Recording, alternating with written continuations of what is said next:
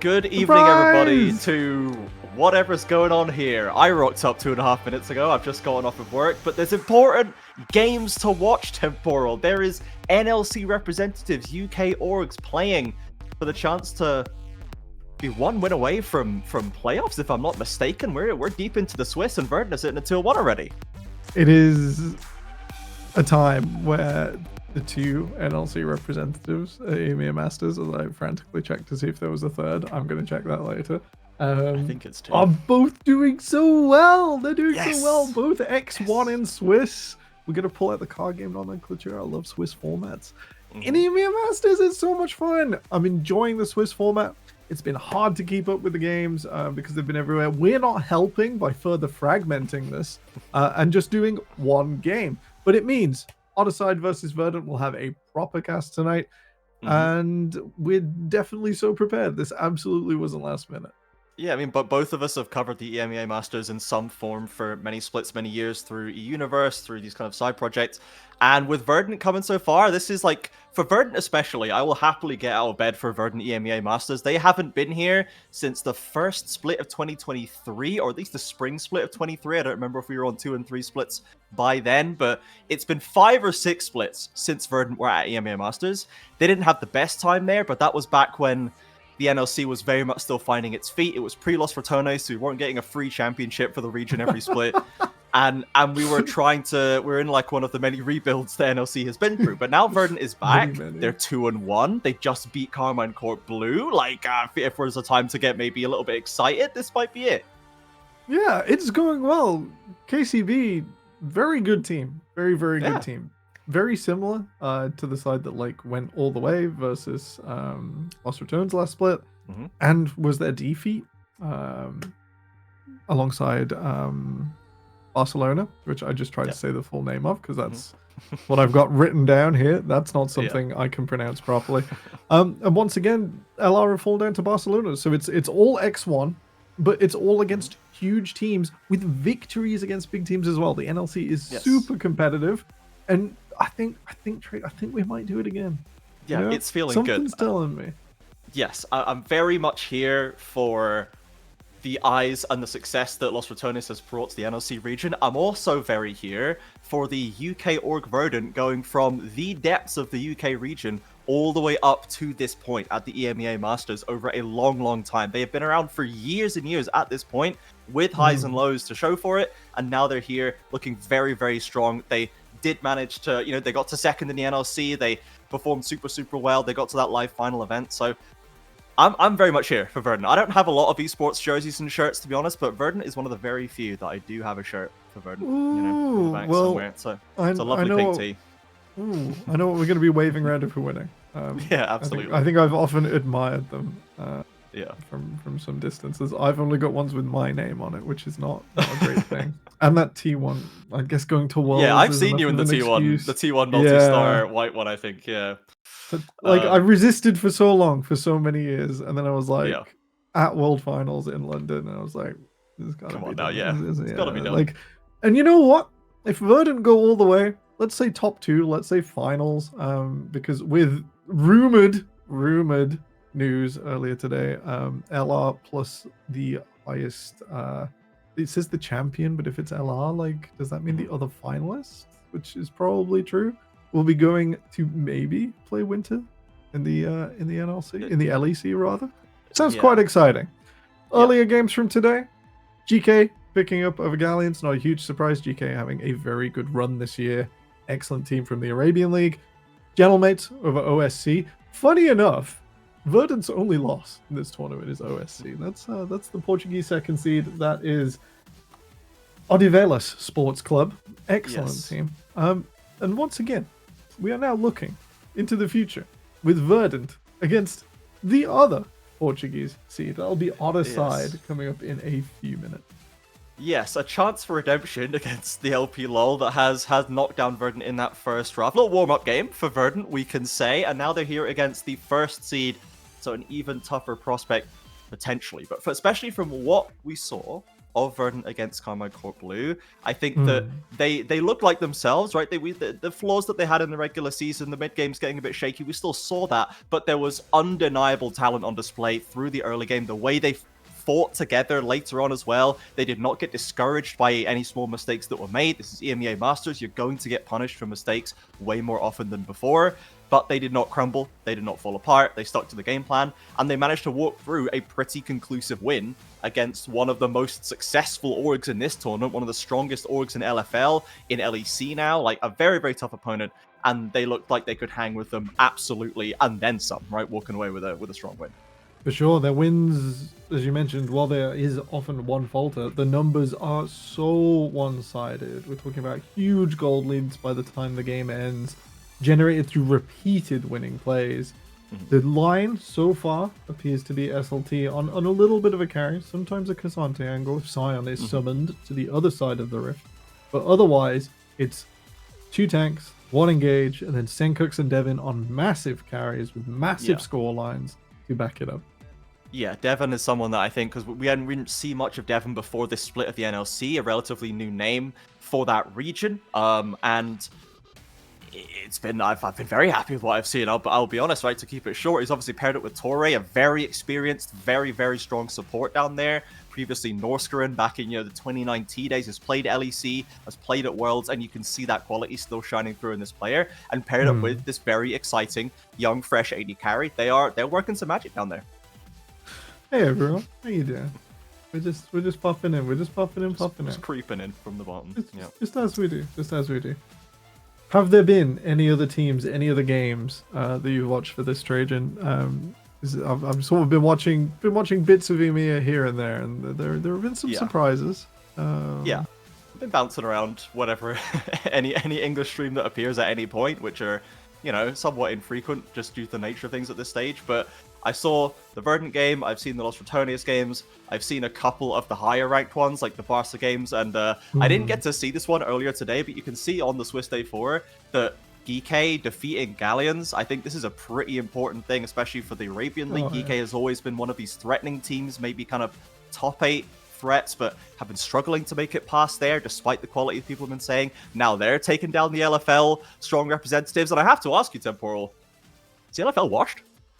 Sort of semi-genuine question. Like, ooh, I think it is sort of hard to argue that they have the same stability and sort of Premier level. But that is in a different year. I think the LFL is still just so fantastic at holding on to such high quality of play. But it's real interesting to see that sort of Vitality is gonna probably get out of Swiss. That said, Prime League's looking better than ever. We've had like the resurgence of the LVP and especially the Prime League after a long dearth of not fantastic things. So it's like a new challenge for the LFL.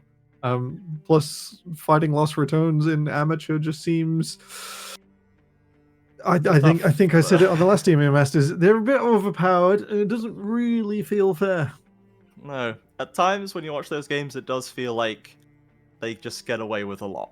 I think the way they play, they've always been a team, I think, that leverages a play style that gets away with a lot. That's just kind of conceptually what the Baus is like, is getting away with stuff that it feels like he can't, and yet he does. And the rest of the team kind of does a little bit more of that, just in a less volatile way.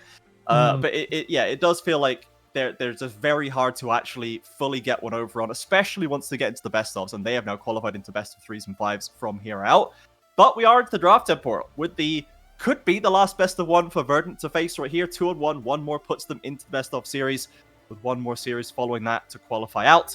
And if they lose, they have 1 more chance still to get into that final bracket stage. Now, blue side for Verdant, priority picks potentially to come through. Yeah. Using that blue one, just so easy. I don't know if we can like flick ourselves out the way of the bands. This is look who's prepared. Ooh. Thank you, production. Interestingly enough, Verdant have spent most of their bans so far on the bot lane against non-LPLOL teams, but against LPLOL teams, gun for the solo laners. The Hui ban here, Zuhi, the Portuguese second seed mid laner Odivelas, put on a show on Hui. He's entered the meta so firmly recently. Expect to see loads of him at Worlds. but here, going to be taken away. Not going to feel the force of that. And Trundle, we're going for pre-mitigation. We're going for flashes blown and a difficult front line to move past. Yeah, we're leaving up pretty much all. I say we're leaving up. There's just too many premium junglers to actually get rid of all of them right now at this point. The Maokai and the Wukong removed at least. The Trundle locked in, and we'll see if Otterside wants to go towards the carry direction. We saw a Kindred hovered, we see a Kiana hovered, but there's still things like Xin and Jarvan. So there's plenty of options there still for Bikas in the jungle, and it looks like they will lock in the Jarvan. So again, keeping it simple, nothing that gets too badly shredded by Danker's Trundle, and we'll see what the next priority for them is going to be, if they're going to try and lock in strong AD carry, strong mid laner. Normally we see maybe bot duos taken in this first rotation. They had hovered the Jhin before, and that is what they're going to lock. It will be that sort of lockdown, and then the completing part with Jhin not having a most fantastic tournament this pick. I think also Jarvan falling down in priority slightly. He is still that sort of stalwart jungler, but he's not as bulky as many of the other choices. Trundle and Wukong come to mind. Doesn't have that creativity. Once you're in, it's just your cooldown timer. I'm sort of setting that up. Yeah, not quite as strong as Verdant this time, leaning towards the Scion, and I'd probably start to complete this with your control mages. You want something to make Jarvan's life a little more difficult on the approach. Would be the Orianna or Azir. Senkux is fantastic on both, but they are both banned away. Yep, they're not going to have the standard kind of backline support network that we see from that tanky front line. The Jhin, of course, does leave a carry kind of void down in that bot lane. Devon is going to pick it up, at least a scaling hyper carry kind of beat. And Devon's going to take that one, so we're looking for potentially some sort of engager to pair with it. Nautiluses, Leonas, and the like for Tori. Something that gives Tori a bit of agency is something I am always happy to see in Verdant games, that's for sure. So much so. His Kaiser's already looked fantastic this tournament. And it's just going to be a short order in my mind, because Jhin does not generally fare well versus a Mordecai as a Bayonetta's answer for Otterside. I've seen Bayonetta play before, although I don't think it got as creative as the Mordekaiser. Interesting. It's 1v1 time, baby. Yeah, we did need more threats for Otterside. You know, you've got your Jarvan, you've got your Jhin. Neither of them would love to go to 50 minutes and 1v9 the fight. And Mordekaiser, though, is an interesting beast in the way it plays. It can 1v1 almost anything at certain points with certain spikes. Surprisingly early as well. Bullies a lot of tanks, gets a lot of free time in that lane. So Bayonetta has a very interesting role to play here. Can take an important piece out of the Verdant team fight in that critical moment if they're not careful, as we get into the second round of bans. Now, there is no picked mid laner yet for Verdant, so they're going to keep taking away those control mages. They're probably going to keep trying to take away the Senkux classics. You know, in my heart of hearts, I would love him to just slam a LeBlanc or something for old time's sake, but I don't know if that really makes any sense. So absolutely delicious. Some of Senkux's picks that are still up so far this tournament include Yone, which Yone previously got some critique for in the NLC, but we'll see.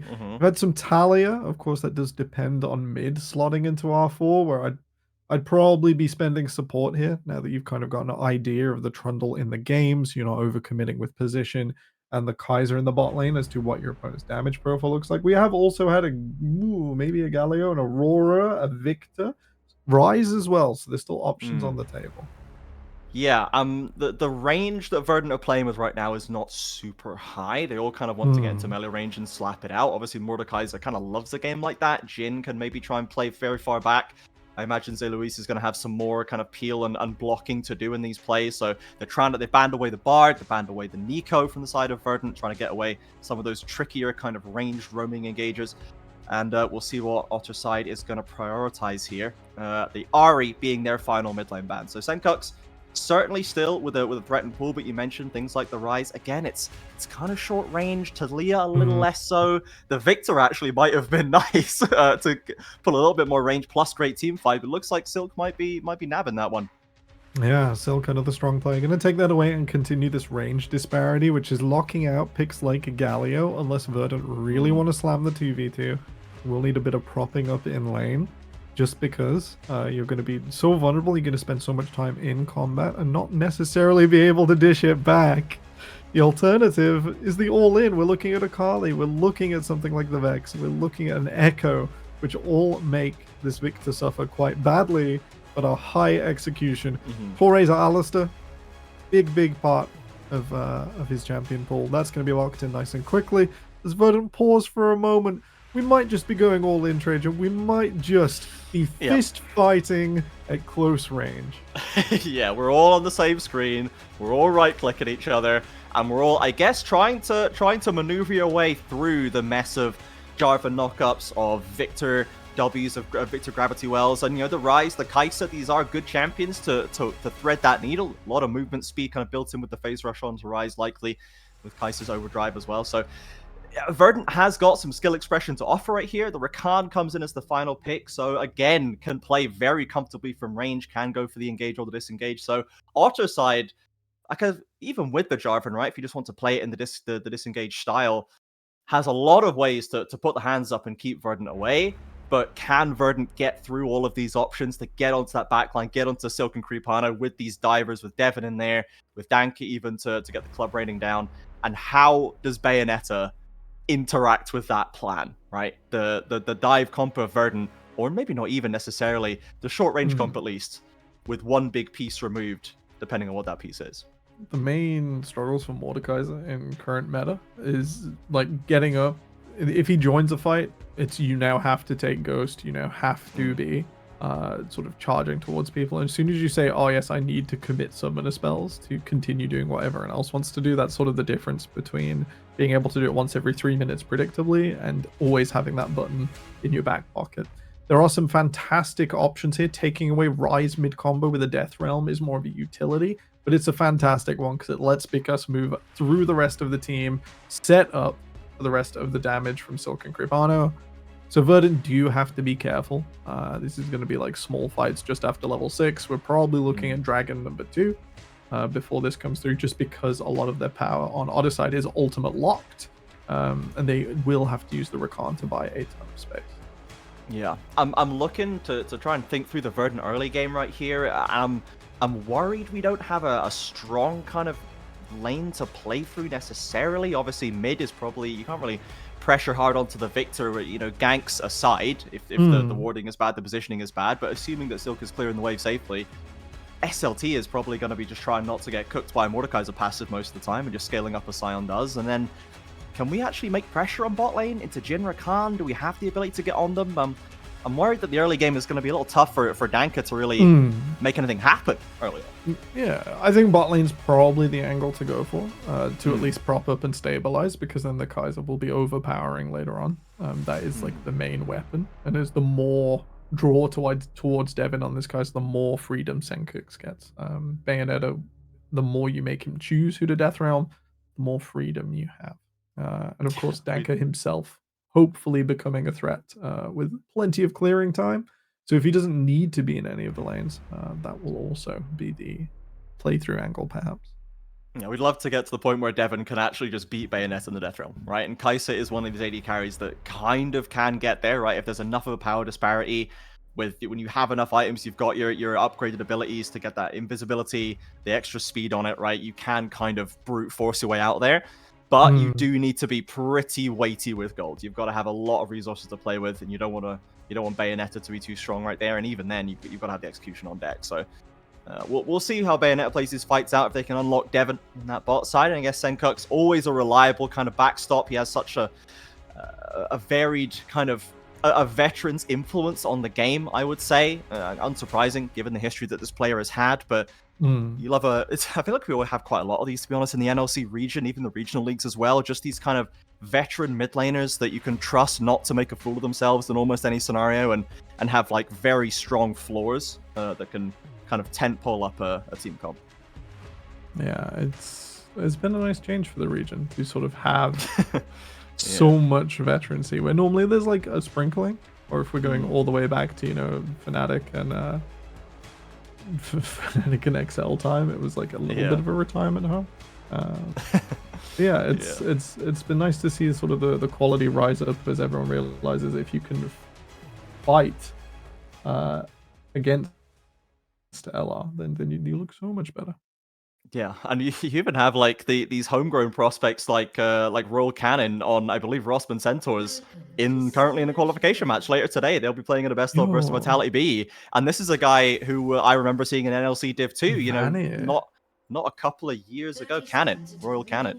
Yeah, no, he went to Division 1 on a Oh, team with Vanier, yeah, Vanier. Yeah, yeah, yeah, Veneer yeah, Esports. That was yeah, and that's been a you've rise for sure. activated some neurons. I can't believe it. Yeah, That's yeah, certainly a time ago. yeah. Quick rundowns of the runes. Doesn't look too crazy. PTA or Darker just means there's going to be a little bit more fist fight power inside of that triangle. Mhm. Yeah, we do have the standards kind of the Hey. hello and also goodbye. The what has become standard spellbooks on both sides of the bot side. Of course, I remember. I think it felt like Rakans were kind of that first pick that really you started to see the value of the Rakan TPing everywhere on the map, using every single combat summoner. Just doesn't really care about missing out on things like Aftershock or I can't even really think of what other runes he really cares about.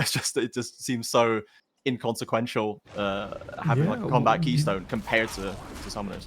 you don't need you don't need an aftershock to sort of get through a fight or guardian to provide EHP if you're just going to Yeah. go in with exhaust and win. It's quite Yeah. nice, really. It's better. It's a better button to yeah. press. It's absolutely second summoner spell. Now, what are we looking at right here, Temple? I've Yeah. noticed that we've done a lane swap here. We've kept the support spot lane with the top tanks. Yeah, I can explain this. This one isn't too difficult. Scion's current weakness, we finally engineered an answer to Scion, and it's lane swap just your AD carry, spoon feed gold to your top laners so that you can fight him, and then swap lanes back. And if you come in with a bit more gold, you can continue to reel through as SLT just gonna have some fancy footwork. We'll get level 2 of their own. I get that double knock-up into Scion as well, and Bayonetta dropping awful low. Maybe he doesn't have the shield, has to drop the heal from Lewis as well. Torre hunting for more. The SLT and Torre managing the 2v2 out very well. So, the adaptation. Your opponent sends their AD carry into Scion. What are we going to do? What could we swap the Scion as well? Turns out Scion 2v2s like crazy. And even there, beating out Mordekaiser and Rakan in the bottom lane, just able to adapt to this easy get around that everyone has developed for Scion. Well, it seems to be working pretty decently for Verdant at this point. The adaptation answer leaves them in a very good spot after that first early trade. The Kai'Sa into the Jhin, of course, Jhin not necessarily thought of as much of a 1v1er, but can play at range and kind of nickel and dime you down, especially the Kai'Sa at this point. Doesn't really have those extra power-ups to make the 1v1 more playable for that matchup, but it'll just be CSing galore as we have a little bit of an invade here. Dropping some vision, trying to keep an eye on where Beakers is headed. Yeah, the Verdant just not allowing the Otters to recall. And while Bayonetta will get a bunch of experience and gold, we'll lose some of it to the tower. And Zeluis, in an attempt to maximize what the Mordekaiser is getting here, is also missing out directly. So we'll put a bit of a damper on the Rakan. Currently, yeah, Beakers is behind. With an Alistair here, though, it's so hard to complete this fight. Knock up onto SLT, they're 2v2ing, and the flash away from Bayonetta, now it becomes apparent what the plan was. Bayonetta has to use the shield. If SLT can grab a kill to at least make it 1-for-1, a flash in from Torre to get the job done, and the Scion passive now doing work of its own. Flashing from Zenkarks has the Rune Prison, and it's 2-for-1 from Verdant, turning around the bot gank. It's so efficient, able to draw out the fight. I'm not sure they knew Trade until the last moment, but Zenkarks was pushing, was on the move. Bayonetta will have to use the teleport to get back to this lane and to pick up some of that gold, but that is the driving forwards from Verdant that we weren't sure from draft they could do in the early game. That is the solution. Continue fist fighting, continue to push this Scion forwards. It's a great response from Verdant to get that quick rotation down. Money into Senkux's pocket. As you mentioned in the pregame, the 2 carries, 3 tank strategy for Verdant is still holding strong here. They really want to get gold into this Rise, into this Kai'Sa. They've got a good start for themselves here as both supports threatening on the mid lane as well. Tori and Zeluis. Well, jungles as well, kind of in the area. We could have a bit of a scrap on our hands. This group, Torre just going to go introduce himself. Silk dropping awful low. Cooks is just having a monster early game on this Rise. He is really, once again, showing that power. He's already got the buy-off from that first play as well. Tier and Boots lets him exert the pressure. Torre looking for a Hex Flash onto Kripano. Is going to get on top of him, and Devon, despite being half HP, can get some damage down. But again, Rakan is here to fend off the aggression. Yeah, it's good to get a plasma stack through. Doesn't do too much damage when your opponent's still quite high in the health bar. But this is the 2v2 resumed. We'll have to see if this carries on, as jungle is now on different sides of the map. Bicus might be looking to continue to suppress this Sion. Now, I'm not saying camping Sion is a successful strategy, but we saw a rather absurd victory with too much focus on a tank in the top lane from Lost Ratones not that long ago.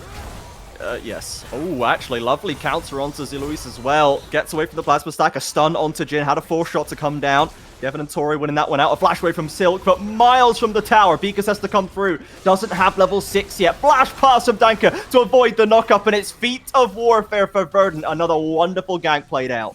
I think you called it fantastically, Trajan. Loads of people fighting in the mid lane. Even the Hextech Dragon getting in on there to put Silk back in base, the grey screen, as Verdant push forward 700 gold now, and they keep fighting. Oh, the Ignite, the flash in. Torre, hungry as ever for combat in that 2v2. Has to back away and oversteps the mark, in fact. Too bloodthirsty was the Verdant support. I think we're getting a little bit excited.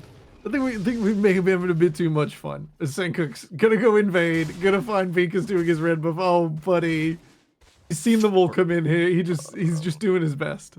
This is a 2v4 about to happen. There's a Rise ultimate potentially for Senkuk's. Danka has been abandoned and will not be escaping, I imagine. Doesn't have a flash ready, and Silk around the corner. Come on now, surely we're going to kill this Trundle, folks. We are going to get it done. Silk with a kill back, and now, well, you know it, we're back to 3-3. Oh boy. I think that might be the fastest caster curse. Not maybe the greatest, but the fastest of all time. Yeah. Gold, back to dead even. Verdant getting a little bit too hypey in the moment to moment. It's not even done. There's no flash right here, and Senkuk's going to have to step up for a Rune Prison. In comes the stun, the CC chain beautifully. They got more damage down. One more Q from Senkuk should be able to get it done. Trying to get past the minions, and it's a killing spree for Rise. A TP in.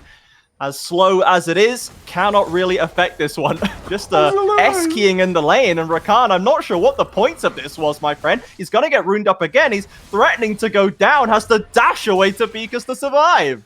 Ooh, 50 health. 50 health there for Zeloise. As, oh my, that was a bit close.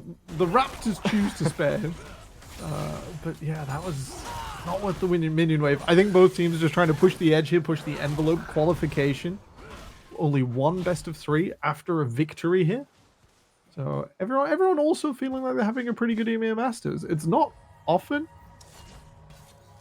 Alright, just gonna think about it. Just gonna stare Kripano in the eyes.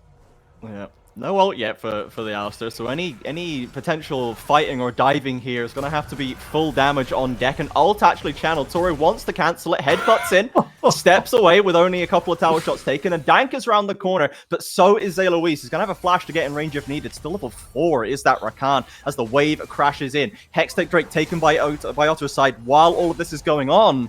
And Verdant don't feel confident in the play, so good objective pickup by the LP LoL there. They're going to get it through. It's a little bit late for First Dragon. It's not pre-grubs, so we should see a slowing down of Salt and Elder. We'll keep that in our minds for later on. As Otter side are propping up this mid lane. I don't think they'll be able to go forwards. A quick check-in across the map and a revisit of it's so great to have 2 LPLL teams doing so well at EMEA Masters. As this SLT ending the lane swap and coming back up to top side. That should donate at least part of an extra wave over to Devon, and everything's still mostly even. We're looking at the next few minutes. There's not an immediate objective, so instead it's going to be another one of these crazy picks where it looks like Tori's got the sauce. Yeah, he certainly does. Zeloise is rotated back to topside. Bayonet is in. The flash is traded, in fact, and into the death realm they go. Now, this is one of those first big spikes for Mordekaiser. The Rylai's makes it so hard to deal with him in that ultimate. SLT with the early Spectre's Cow maybe has the damage. A Cull, in fact, as well for a bit of life on hit, but is it enough to get him back to tower? The shield is there. It's already burned through. Goes for the knock-up. Sidestep by Mordekaiser with one last obliterate, and it's not enough. SLT calculating down to 3 decimal points gets away alive. It's a significant figure, that's for sure. He's still under the tower. Well, Bayonetta Oh, without the no. ultimate now needs to be careful here. We saw what happened when Verdant got too excited. Mordekaiser, you've got your allies. I know it's a big day for you, but let's not give the kill away for free. I can't see right now with Scion stacks covering his ultimate, but I'm pretty sure SLT is holding ult and just like waiting for the moment. He ulted back to lane, so I think he doesn't have it. Of course he did. Of course he might be about to have it again. Yeah, do forgive us. It appears our overlay's a little bit stuck right now. There we go. Just start to move again. So some of the spells just look a little bit wonky. That's all right. Realm Warp into the top side. Bayonetta has reinforcements. Ooh. Oh, here we go with Bayonetta. Still trying to push for that one, but it's another kill for Senkux. 4-0 deep is the mid lane rise. He's going to head back. He's going to get that Rod of Ages starting to stack up as well. This is looking very, very cushy for the Verdant mid. Oh, that's horrible. Observers. Oh, no. One game, 0%. Not the solo Q stats, man. At least Beakus is going to get this kill onto Sion locked up, you have to imagine. There's that kill coming through right there. The passive unlikely to make it stick onto this Jarvan. He's going to flag and drag to safety at some stage. There it is. But yeah, the solo Q game is a bit brutal, I will say. Ouch. Ouch. I must say, I remember Bayonetta from, I think it was Galacticos. Yeah, promoted to that team to the TCL. So it's not inexperienced to being in a bit of a tough situation. No. And Mordekaiser, you don't have to be 4-0 out of lane to be having impact, right? This is a champion that if you pick the right target, if you lock them in with you, you're still going to win, even if you're not necessarily having the biggest gold lead. Yeah, it doesn't carry the lethality of something like Malphite, but does carry the isolation of it. Yeah. Which is just so fantastic, and we'll have to see as we go later on, cause Verdant to have to go into some Quicksilver Sash shenanigans. I'm not even sure that works anymore. Will I get removed? Okay, now there is an ult off cooldown for Bayonetta here, so could spike the wheel of this dive. How Verdant play this one out is going to be interesting. Let's see what the choice is going to be. In comes the E, getting that damage down, and into the Death Realm they go. I believe it's Danka, who is just kind of getting cooked right now. Can they get the kill on the backside? The healing and the shielding is massive. Torre's overstayed his welcome. Double kill for Bayonetta. Where are the solo Q stats now, observers? It's completely brutal. Verdant definitely jumping the gun a little too much. Not ready. They did at least get the wave in over the top, so it's not. That's why the gold numbers haven't really moved too much against what they were already.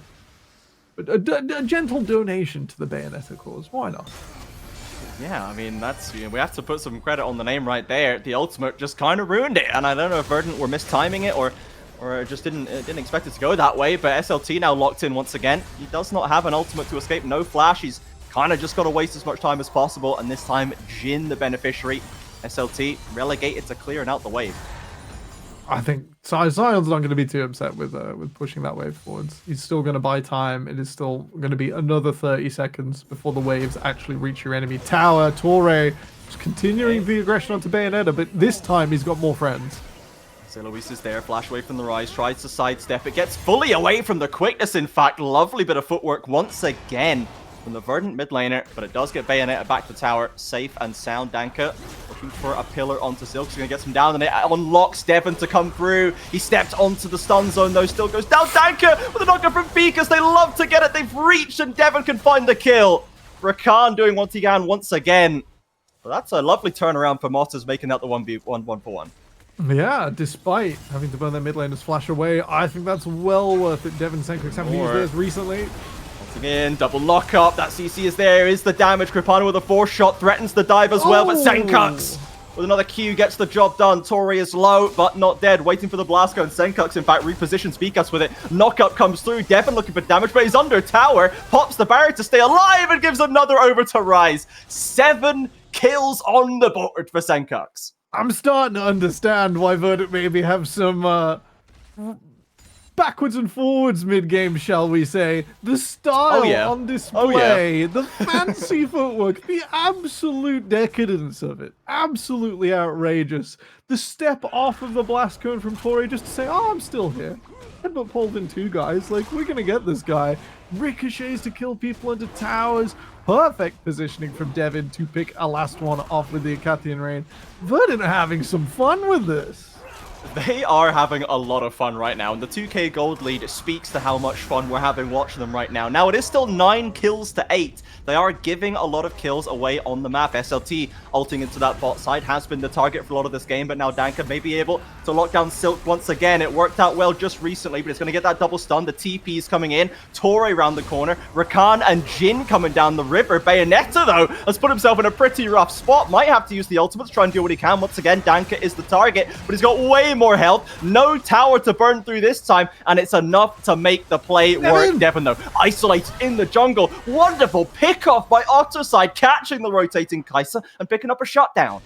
Not able to push the wave out was Devin, so unfortunately goes 1-for-1 as Silk just about stays out of range of the tools of Verdant to lock down their opponents. The Dragon's not even a... Oh, no, sorry. Dragon already recently taken. And, SLT just going to be able to de-push this mid lane.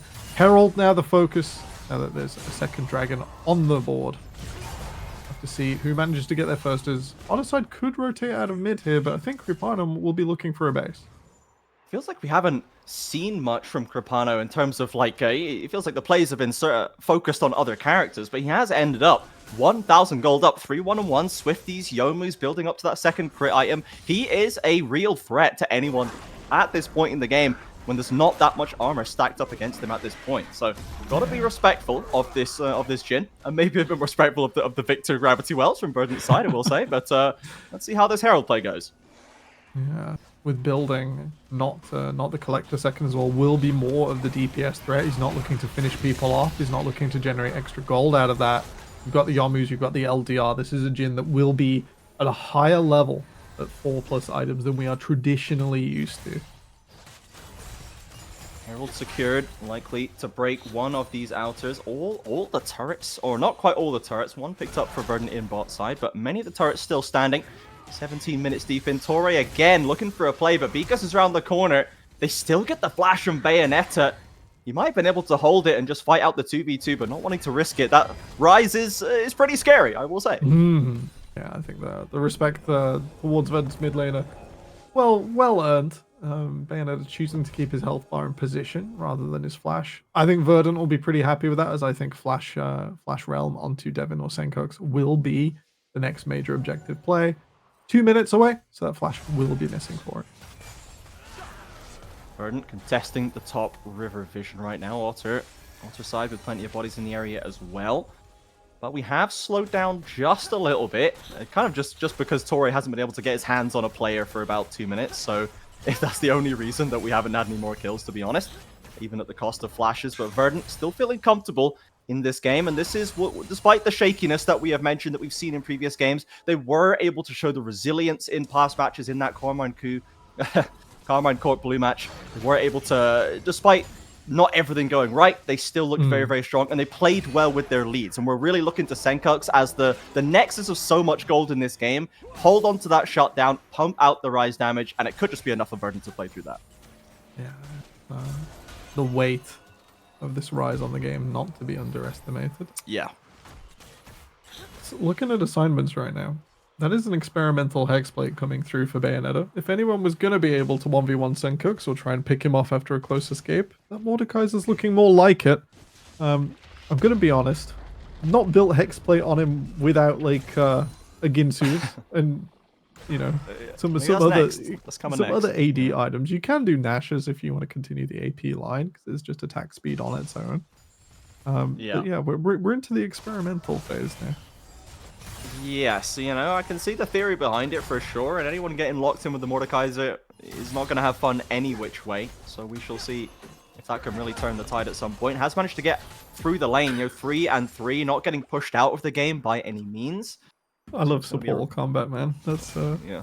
Torre just saying bye to Lewis. He's like, no, I will jump here and kill this one. Just padding my damage to champion stat by 50 for this play. Torre maybe in a bit of trouble. He's going to get rooted. Ult uses the headbutt to Zeloise to get to safety. Devin backsteps on the quickness as well and does a fair old chunk back to Ricard in trade. That's a decent slick movement. SLT not having a good time with Bayonetta in the top side. No, and this is without the ultimate as well, but of course this is what the Mordekaiser is bred to do. will just burn through even the tanks in those long plays out the top side. Senkux spending a lot of time in the side lanes now. Of course, very hard to contest. Has flash, ult, TP, has a lot of ways to get away from aggression if it comes his way. But it looks like Verdant instead might be looking for the dragon here. Yeah, pings down, and Rise and Trindle joining forces with Bayonetta, not having a clear line to TP in. I think this is going over nice and easy. Plenty of pings towards the bot side as well, so Silk might be rotated upon, as Verdant just not feeling confident enough to step back up to mid. Don't need to take that 4v4 if they should choose. 2 items deep on both the AD carries right now. Torre popping the barrier to swap that one out, has the exhaust now ready. But both these AD carries are going to come real team fight threats right here. We're actually gone straight into the... Hang on a second. We've got more stuns, more damage coming out onto Torre right now as Senkuk's looking to see if he's needed. But we've gone straight into the LDR, second item as well. So maximum penetration, lethality first, penetration second, trying to get ahead of what will probably become decent armor stacking. And of course, with no armor targets, you're still doing a fat chunk of damage, even with those pen items. We're seeing a weird gameplay loop on mid, where Verdant are very happy to take an unsafe way back in. Zealous says, I have to punish this, I have to start the gameplay loop for this, you can't just walk wherever you like. But he ends up taking so much extra damage for it. Ooh, contesting the blue buff. Vikas under threat right now. There's a TP behind them, but it's been cancelled by SLT on top side, so it's a 4v4 for now. Blast going to safety. Verdant not feeling good about this one. Torre tanking on the front side. Devon has to flash away from the Cataclysm. In goes the Rakan, traded back by the Kai'Sa.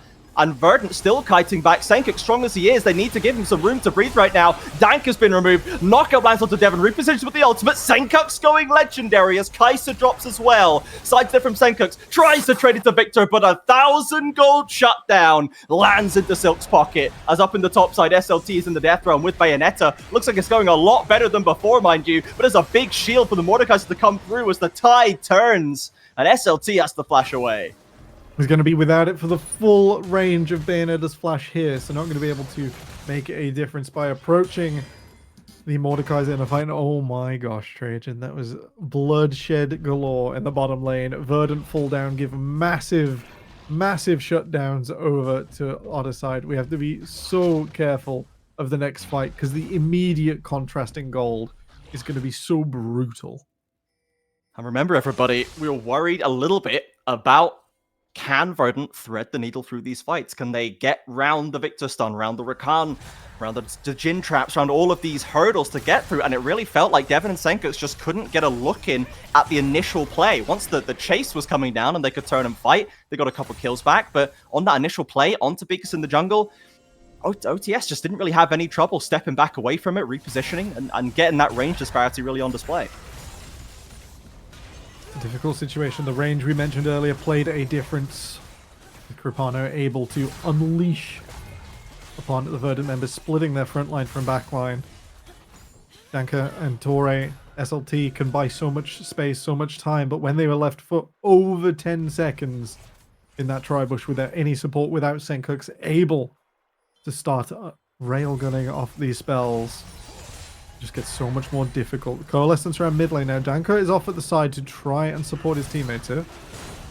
Torre maybe looking in for a flank right now as Senkux and Bayonetta are in top lane. Otter side crashed the wave, but don't get too much done. Senkux TPing in. Torre probably wants to start a play. I mean, that's just statistically likely with this player as SLT trying to zone out those carries. Rakan, the target, gets stunned up. They actually found their way onto Silk, and in comes Devon. Big pick by Verdant to open it up. The turret still standing strong in mid lane. SLT will be taken up by Beakus on the backside. 1-for-1 so far.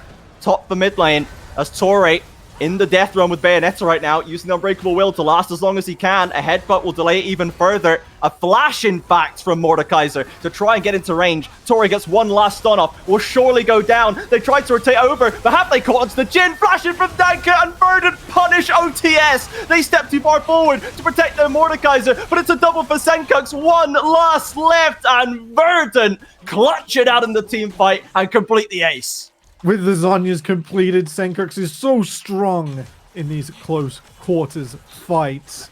Devin with the precision strike as well that's defined the current era of Kai'Sa. We're no longer this long-range artillery mage. Instead, all of the attack speed, all of the damage, all up close and personal.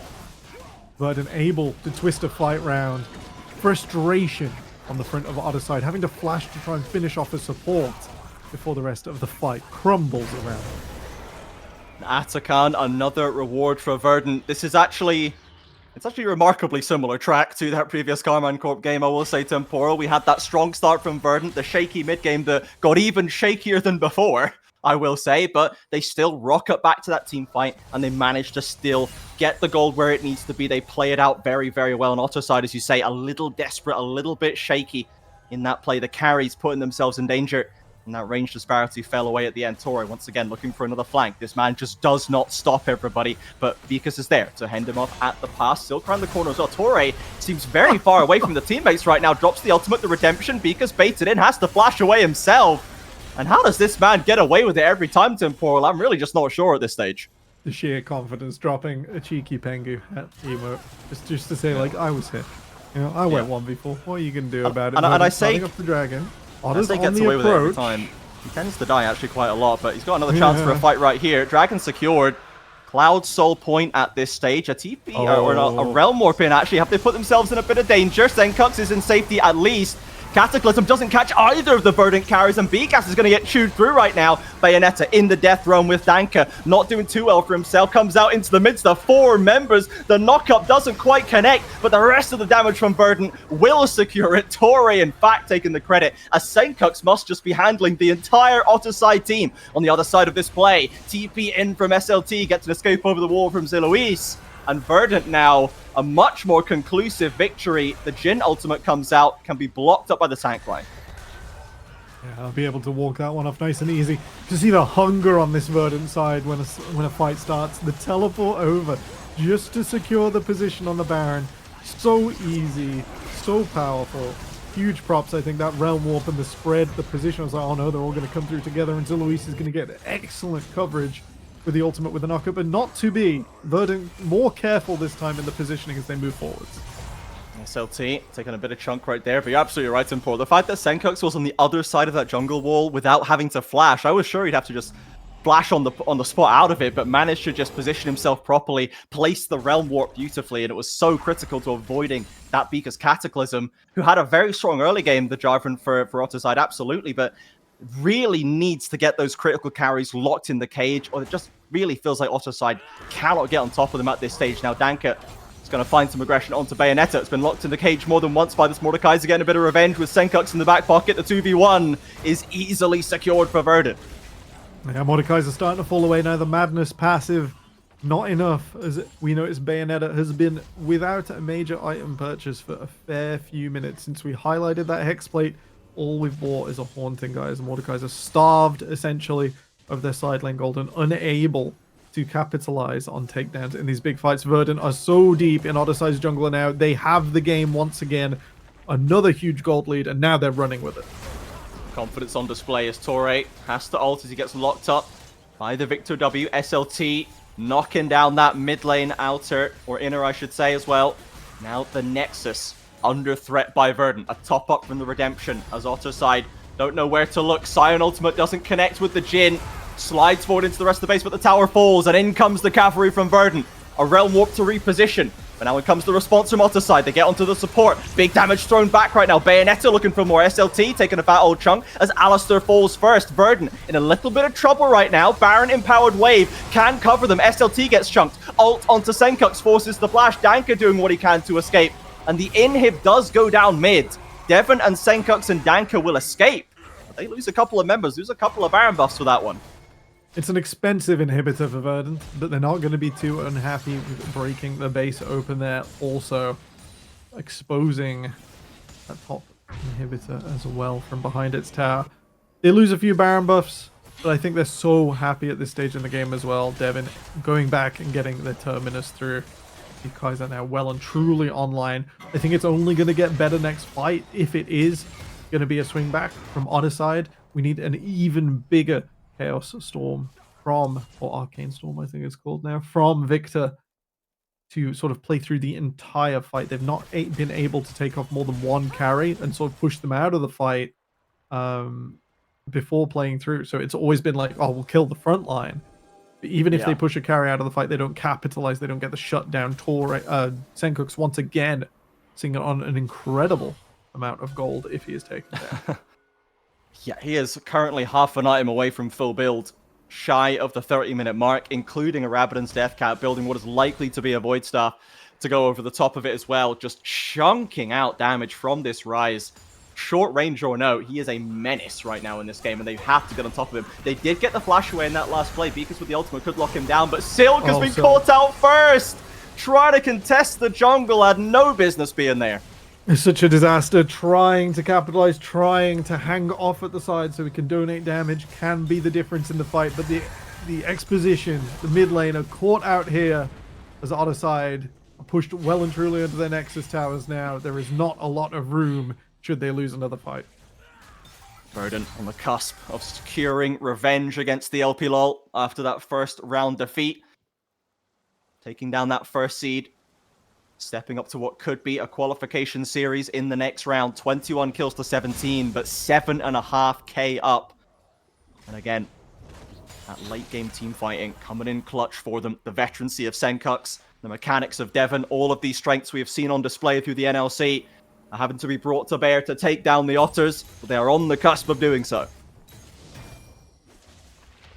Winning this match would put Verdant up against a best of 3, against another 3-1 team in the next round. They claim the Cloud Soul. Able to just sort that as the remainder of the team push in against this Nexus. Torre makes it onto Jin. There's no follow-up from Verdant right now, just holding the backline at bay. Torre actually holds onto his ult for once as Stanker gets locked up, the Redemption coming down. Big chunk onto that Trundle, likely to fall. He is going to go down. The Arcane Storm with one size up. Shut down for Jin. Bayonetta into the backside, going on to Devon. Here's that 1v1 versus Kai'Sa we were looking for, but it looks like Devon's comfortable in it. Threatening onto Silk right now, and Senkux, ever the backline destroyer, realm warping in under the Nexus towers. There's a Victor stun to be had, but it will not stop. Another ace for Verdant as the NLC continues to grow into this Swiss phase. 26-20, 3-1 the record. And it's both members of the NLC heading on to the promotion series towards the playoffs. Congratulations, Verdant. That is another fantastic victory. What a day. What a day for the NLC, everybody. Both teams onto the promotion qualification series. It has not been the perfect Swiss stage, but it's been a very, very encouraging one. That's for sure. I don't want to doom and gloom because that is a huge win. I've just had the realization. I really hope they can't get paired against each other. I was thinking that when you mentioned like 2 minutes ago that they were 3-1. I was like, oh, I remember who else is 3-1. Yeah, I know who else is 3-1. That's the concern. But hey, that means they can't play each other again at 3-2, which is pretty awesome. Yeah, it can only happen once. It's not an elimination series. It's not a full-on team kill from the NLC. So we may have to see the run back. Of course, we saw the finals and we saw how that went, but Verdant, perhaps in this different environment with the extra time they have seen, a bit more confidence kind of going through this Swiss bracket with the same record as Los Bratones, why not? Yeah, why not absolutely, go for it? Absolutely. It's looking good. I think also Portuguese second seed should probably take a bit of a W away from this. It was like you easily pushed Verdant a bit further. Yeah.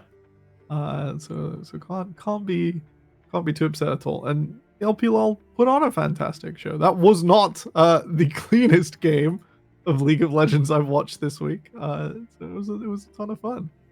Yeah, and to clarify for everybody, there are 4 so far. I think with another round to play, potentially more than 4 other 3-1 teams that could be picked instead of Los Ratones. So let's maybe hope for one of those. But even then, you are going to go up against potential killers like EK that we mentioned before, having won against Zero Tenacity and Galleons already. Giant X Pride, one of the LEC partner teams, has just won against Barca in this round. So there are real threats coming through here, to be sure. Barca are actually 2-2 right now, just as an update up there. They're one of the teams that handed Los Ratones their loss in the Swiss stage. So there's a lot of threats, I think, is the summary here, is that the Swiss stage is pretty stacked right now at this top end. It's looking fantastic. There is no seeding or rhyme or reason to it, so I'm not going to worry about that promotion series anymore. But it's been so much fun. So much fun. I love having like a huge EMEA Masters. Like everyone is here. It feels like there is just an incredible collection of teams. And with the expansion, you get like more returning faces, Yeah. more new teams. Otter side, not a team I've cast before, but you say Bayonetta and Silk, and like the neurons start to tick over slowly. Yeah. It's been so much fun to see them again, and that 3-2 bracket, best of. Yeah, absolutely. Cannot wait to see what else this brings us. So I assume we have one more, potentially, just I'm gonna say it, one more day for the NLC, because we're both going to qualify tomorrow, so we're only have to play once more.